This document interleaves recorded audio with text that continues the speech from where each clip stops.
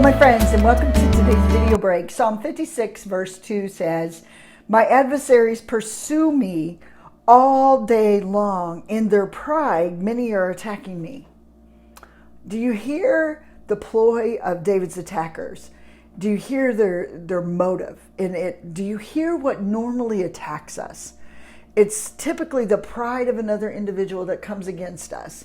And isn't that hard when people are so self-absorbed and selfish people, and we live in a world filled with them, that their plan, sometimes what I've noticed is most people who are prideful don't even notice other people, because their eyes are focused, their ears are focused. They can only hear what their self can absorb, or they can only take in what their self can take in, and so they're very short-sighted people. And we're surrounded by people like that, unfortunately. Pride is a killer.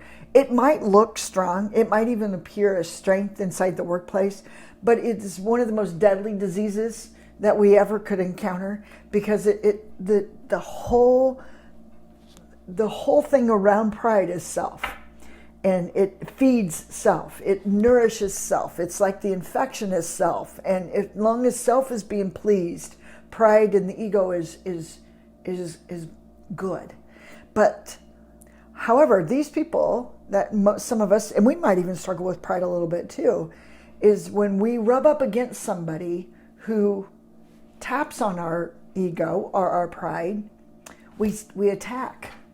And this is what David was under. We might attack either through our words or through an action, or we might even be the recipients of somebody else's pride.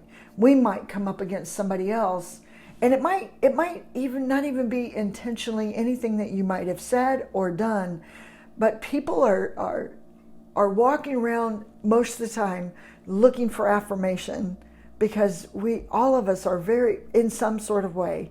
I even think some of the strong, egotistical, prideful people that I've met, they're very weak in nature, because they need constant affirmation to continue to feed them, to continue to get the strength to run another day or to move in another day. So David felt this. He said his adversaries were against him all day long. Pride, my friends, chases many of us, either of ourselves, our own pride, but other people's pride. Here's something to be very cautious of. Don't allow the pride of others to become how your day is going to be dictated. Does that make sense? Don't take on the pride of another person. And we're going to find out pretty soon what he's going to say. What I normally say is, when I feel it attacking me, when I feel like my own ego attacking me, I remember that, I try to remember this is where it's coming from. It's the attack of the ego, or the attack of pride. And it's very humbling to get to a place that says, man, my ego can be very big. But be very cautious that you don't allow somebody else's pride to become the way you do life. Does that make sense?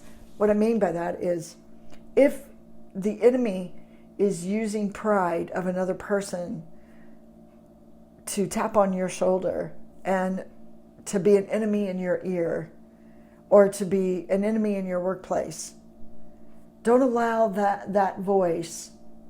Remember where your identity comes from. It's not coming from who's tapping on your shoulder and who's whispering in your ear, or what other people are saying.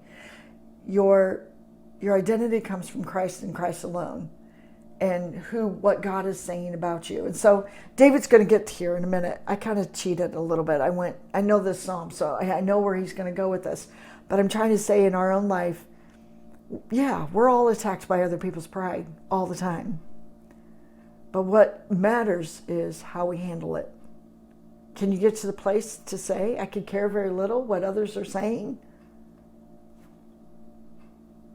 Let's get there. Be blessed, my friend.